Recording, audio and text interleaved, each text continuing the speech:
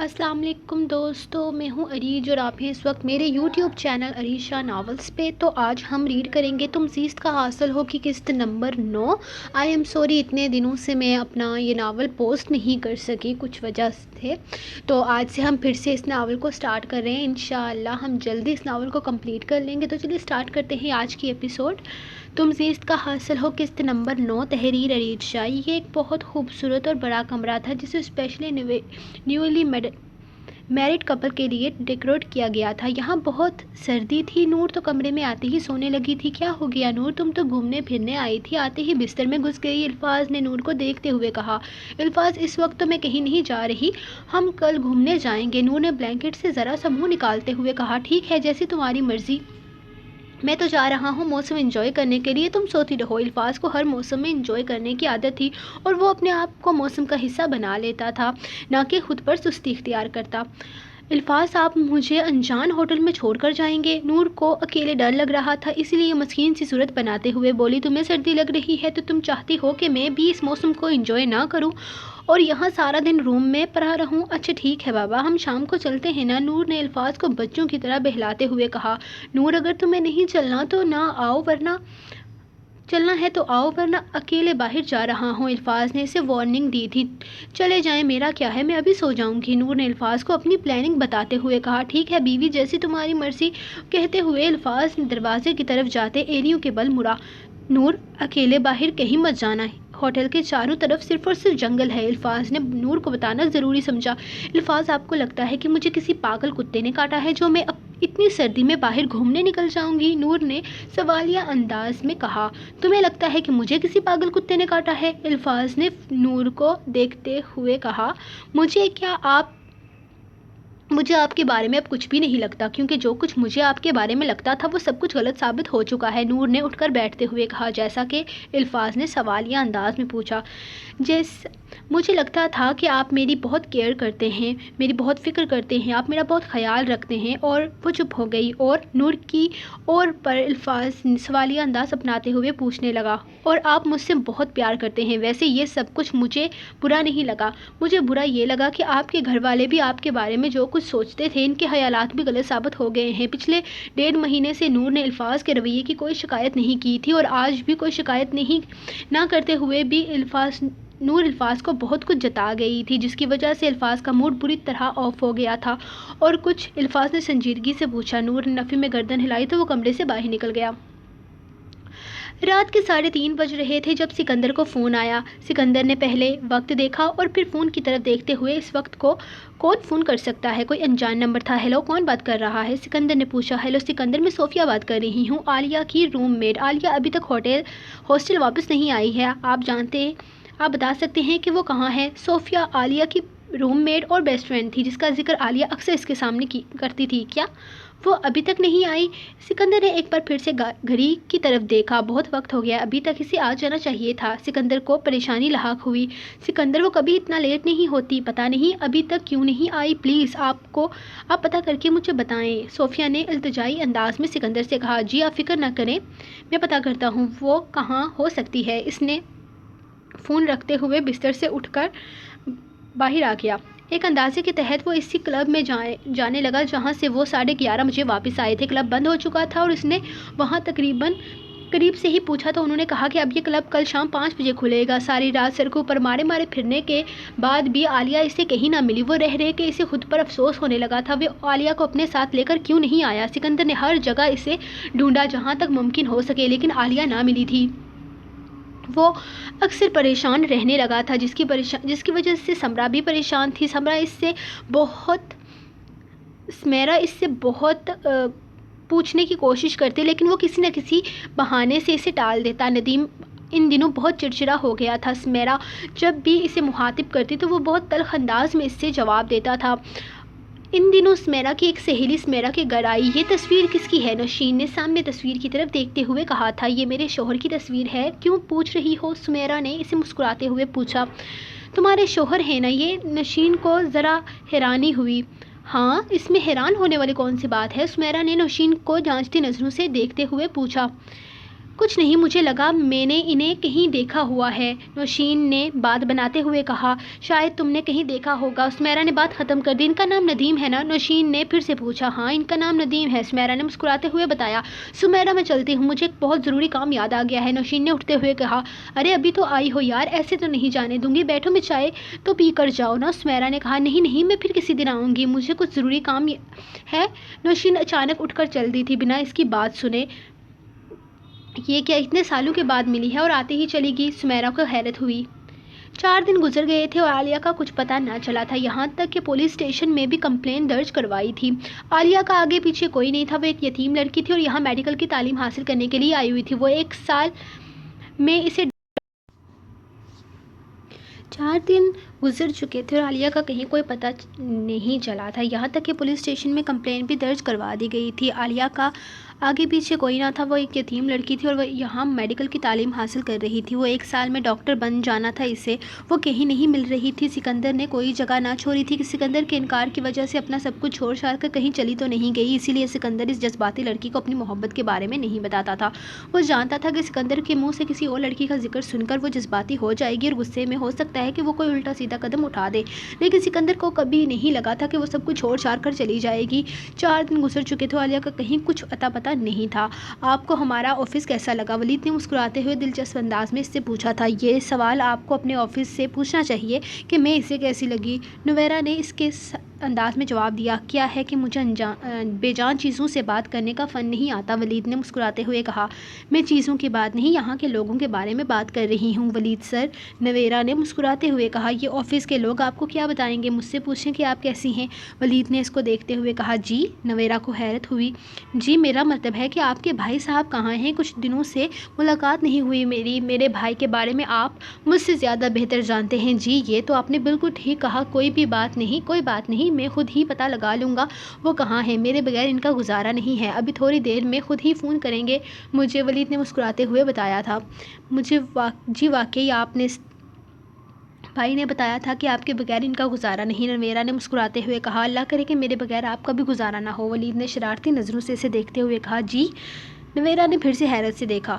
جی میرا مطلب ہے کام پر دھیان دیں، میں بیکار میں آپ کو ڈسٹرب کر رہا ہوں، میں چلتا ہوں، اس نے مسکراتے ہوئے کہا۔ ولید کو پہلی ملاقات میں ہی اندازہ ہو گیا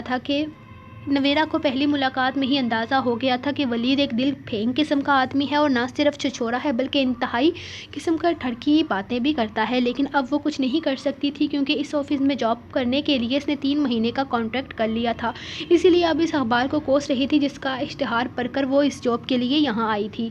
میرے جگر کیسا جا رہا ہے آپ کا ہنی مون؟ ولید نے شرارتی انداز میں الفاظ سے کہا۔ جیسا ہونا چاہیے، الفاظ نے سنجیدگی سے کہا، یعنی کہ انتہائی ان رومانٹک اور بورنگ۔ ولید کو افسوس ہوا، ولید کو اس نے پی سی او سے فون کیا تھا کیونکہ اپنا فون شاید وہ ہوٹل کے روم میں ہی چھوڑ آیا تھا۔ ولید تو سب کچھ جانتے ہوئے بھی اس طرح سے بات کیسے کر سکتا ہے؟ الفاظ کو ولید پر غصہ آ رہا تھا۔ الفاظ کیا مطلب ہے سب کچھ جانتے ہوئے بھی؟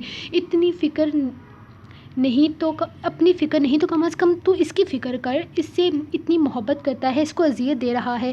ولید اسے سمجھا کر تھک چکا تھا۔ الفاظ تو ٹھیک سے فیصلہ کر لے، فیصلہ کرتے ہوئے تجھے مہینہ گزر گیا ہے۔ نہیں، اب میرے پاس صرف 15 دنوں کا وقت ہے، کوئی نہ کوئی فیصلہ کروں گا اور میں نے فیصلہ کر لیا ہے۔ الفاظ تو نور کو سب کچھ بتا بھی تو سکتا ہے، مجھے یقین ہے کہ وہ تجھ پر یقین کرے گی، تجھے نہیں چھوڑے گی۔ الفاظ ایک بار پھر سے سچ بتا تو صحیح، اسے ایک بار سچ بتا تو صحیح، ولید نے آخری کوشش کی تھی۔ نہیں ولید، میں اپنی محبت پر انگلی اٹھانے کا حق کسی کو نہیں دوں گا، نور کو بھی نہیں۔ نور میری جان ہے، میں جانتا ہوں کہ وہ میرے ساتھ نہ رہی تو میں مر جاؤں گا، اور اگر وہ میرے ساتھ رہی تو وہ گٹ گٹ کر مر جائے گی، اور میں نور کو گٹ گٹ کر مرتے نہیں دیکھ سکتا۔ الفاظ نہ جانے کتنی دیر بے مقصد سڑکوں پر پھرتا رہا۔ نور کی باتوں نے آج الفاظ کو تکلیف پہنچائی تھی۔ مجھے لگتا تھا کہ آپ میری کیئر کرتے ہیں، میری بہت فکر کرتے ہیں، آپ میرا بہت خیال رکھتے ہیں، اور وہ رکی تھی اور اس نے جان بوجھ کر پوچھا، اور آپ مجھ سے پیار کرتے ہیں؟ الفاظ مجھے لگتا تھا۔ نور کی آواز بار بار اسے اپنے کانوں میں سنائی دے رہی تھی۔ الفاظ کو اپنا دم گھٹتا ہوا محسوس ہونے لگا۔ اس نے گاڑی ایک طرف لگائی اور اپنا سر گاڑی کی سیٹ پر رکھ دیا۔ الفاظ نے گاڑی رینٹ پر لی تھی، نہ جانے کب اس کی آنکھ لگ گئی۔ جب اس کی آنکھ کھلی تو اس نے دیکھا دن سے شام، شام سے رات ہو چکی تھی، مری اندھیرے میں ڈوب چکا تھا۔ جب اسے ہوش آیا تو اس نے نور کی فکر ستانے لگی۔ بیچاری اکیلی ڈر رہی ہوگی۔ اس وقت وہاں ہوٹل میں کوئی PCO بھی نہیں تھا۔ اس نے گاڑی ہوٹل کے راستے پہ ڈال دی۔ روم میں واپس آیا تو اس نے دیکھا کہ نور لیٹے لیٹے اس کے موبائل پر کچھ کر رہی ہے۔ تم نے میرا فون کیوں اٹھایا ہے؟ الفاظ نے پوچھا۔ کیونکہ میں بہت بور ہو رہی ہوں اور میرا فون گھر پر رہ گیا ہے، تو سوچا کیوں نہ آپ کے فون پر انجوائے کر لوں۔ کس طرح سے انجوائے کیا جا رہا ہے؟ الفاظ نے اپنا فون لینے کی کوشش کی۔ الفاظ نہ کرے، میں گیم کھیل رہی ہوں۔ اس نے اس کا ہاتھ فون سے دور کرتے ہوئے کہا۔ کوئی گیم نہیں ہے اس فون میں نے انسٹال کر لی ہے، نور نے اطمینان سے جواب دیا۔ مطلب تم نے میری اجازت کے بغیر میرے فون میں گیم انسٹال کر لی؟ الفاظ کو برا تو نہیں لگا تھا، لیکن اس کی اجازت کے بغیر کیا تھا، اسی لیے جتانا ضروری سمجھا۔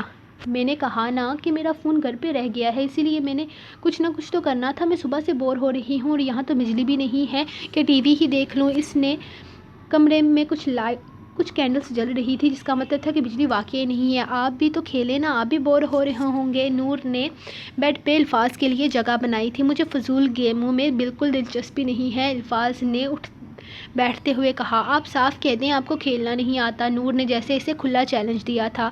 جی نہیں، بلکہ ان فضول گیموں میں طبعاً وقت برباد نہیں کرتا، الفاظ نے جتاتے ہوئے کہا۔ جی مجھے پتہ چل گیا، آپ اپنا ٹائم برباد نہیں کرنا چاہیے، نور نے طنز کیا۔ الفاظ کھل کر ہنسا۔ تمہیں لگتا ہے کہ مجھے کھیلنا نہیں آتا، اسی لیے میں بہانے بنا رہا ہوں؟ ہاں مجھے تو یہی لگتا ہے، نور نے صاف گوئی سے کہا۔ ٹھیک ہے بیوی، اگر میں جیت گیا تو کیا دو گی؟ الفاظ نے جیسے نور کو چیلنج کرتے ہوئے کہا۔ جو آپ مجھ سے چاہیں آپ کو ملے گا، جو مانگا وہ دوں گی، الفاظ نے یقین دہانی کے لیے کہا۔ نور کبھی اپنے وعدے سے پیچھے نہیں ہٹتی۔ سوچ لو۔ سوچ لیا، نور نے اسی کے انداز میں جواب دیا۔ لیکن آپ کو بتا دوں کہ اس کھیل میں مجھ سے کوئی نہیں جیت سکتا، اسی لیے آپ بتائیں کہ آپ مجھے کیا دیں گے، نور نے ہنستے ہوئے کہا۔ تمہیں مجھ سے کچھ بھی مانگنے کے لیے کسی کھیل کا سہارا لینے کی ضرورت نہیں ہے، تمہیں جو چاہیے مجھے کہہ سکتی ہو۔ الفاظ بھی نور کے ساتھ ہی بیٹھ گیا۔ لیکن میں کھیل کی بات کر رہی ہوں، ٹھیک ہے جو تم کہو گی وہ ملے گا، الفاظ نے مسکراتے ہوئے کہا۔ کھیل شروع ہوا اور دیکھتے ہی دیکھتے الفاظ جیت گیا۔ آپ نے ضرور بے ایمانی کی ہوگی الفاظ، نور نے الزام لگایا۔ میں کبھی بھی کسی کھیل میں بے ایمانی نہیں کرتا، نور، الفاظ نے جتایا۔ شاید اس کھیل میں نہ کی ہو، لیکن زندگی کے کھیل میں کی ہے، نور اسی کے انداز میں بولی۔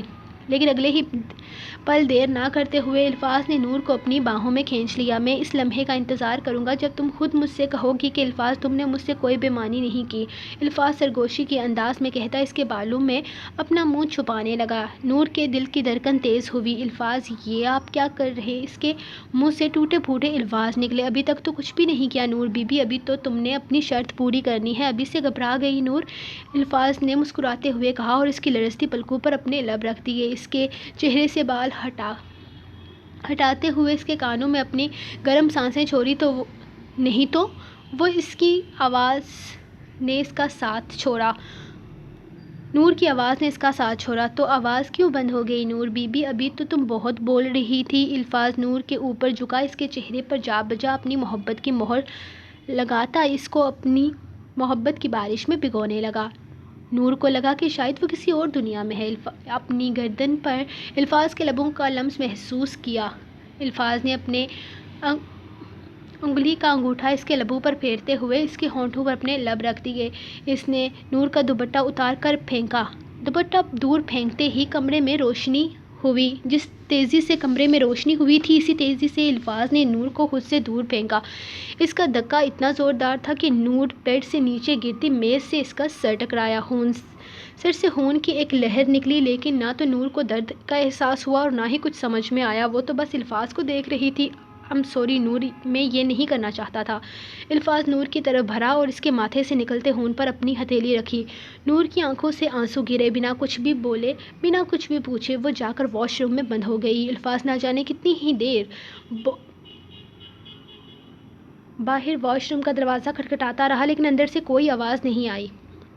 نور ساری رات واش روم سے نہیں نکلی تھی اور الفاظ ساری رات واش روم کے دروازے کے باہر ہی کھڑا رہا۔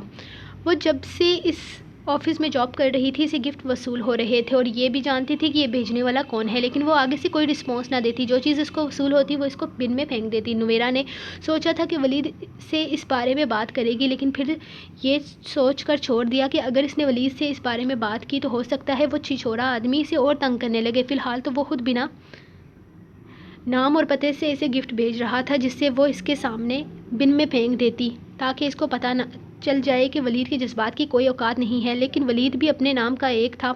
وہ دیکھتا ضرور تھا کہ اس کے گفٹ کو بن میں پھینک رہی ہے، پھر مسکرا دیتا کیونکہ ولید کو یہ بات پتہ چل چکی تھی کہ نویرا جانتی ہے کہ وہی اسے گفٹ بھیجتا ہے۔ ولید کو پہلی نظر میں نویرا سے محبت ہو گئی تھی، اس نے پہلی نظر میں ہی سوچ لیا تھا کہ یہ لڑکی اس کی لائف پارٹنر ہوگی، لیکن نویرا کوئی رسپانس ہی نہیں دے رہی تھی کیونکہ وہ یہ بات جانتی تھی کہ 3 مہینے کے کانٹریکٹ میں اس پر فراڈ کا کیس بھی ہو سکتا ہے اور اس کا باس کوئی عام آدمی نہیں بلکہ پاکستان کا ایک بہت بڑا وکیل ہے۔ وہ اپنے بھائی کا انتظار کر رہی تھی تاکہ وہ اپنے بھائی کو اس کے عزیز و جان دوست کی حقیقت سے واقف کروائے۔ نہیں نہیں، تم جھوٹ بول رہی ہو، یہ نہیں ہو سکتا، ندیم مجھے دھوکہ نہیں دے سکتے۔ سمیرا کو غصہ آیا۔ نہیں سمیرا، میں تم سے جھوٹ نہیں بول رہی، میرا یقین کرو، یہ آدمی شادی شدہ ہے، 3 بچوں کا باپ ہے، یہ سب جھوٹ ہے۔ کہہ دو نشین کہ تم مذاق کر رہی ہو۔ تمہیں کیا لگتا ہے سمیرا، کیا میں تم سے اس طرح کا گھٹیا مذاق کروں گی؟ کیا میں کر سکتی ہوں ایسا؟ میں نہیں جانتی تم مجھ پر یقین نہیں میں جانتی تھی تم مجھ پر یقین نہیں کرو گی، اس لیے میں نے اس دن بنا کچھ کہے تمہارے گھر سے چلی گئی، لیکن اتنا ہی کہوں گی کہ آؤ میرے ساتھ چلو اور خود اپنی آنکھوں سے دیکھ لو۔ نشین نے اس کے سر پر دھماکہ کیا تھا جاری۔ سو گائز، ملتے ہیں آپ کو نیکسٹ ایپیسوڈ کے ساتھ، تب تک کے لیے اپنی رائٹر کو دیں اجازت، دعاؤں میں یاد رکھیں، اللہ حافظ۔